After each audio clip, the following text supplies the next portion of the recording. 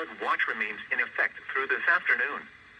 The flood watch continues for portions of southeast Kansas and Missouri, including the following areas in southeast Kansas: Bourbon, Cherokee, and Crawford.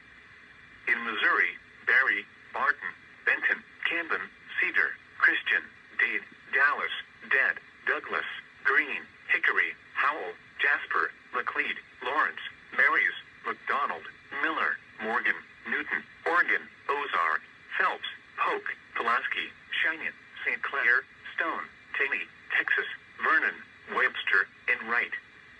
Through this afternoon, showers and thunderstorms are expected in intermittent fashion through today. An additional 0.10 to 0.50 of rain is expected, with isolated amounts up to 1 inch possible. Several county and state highways will likely become impassable in spots where flood-prone low water crossings and low bridges exist over flashy streams and creeks. A flood watch means there is a potential for flooding based on current forecasts. You should monitor later forecasts and be alert for possible flood warnings. Those living in areas prone to flooding should be prepared to take action should flooding develop.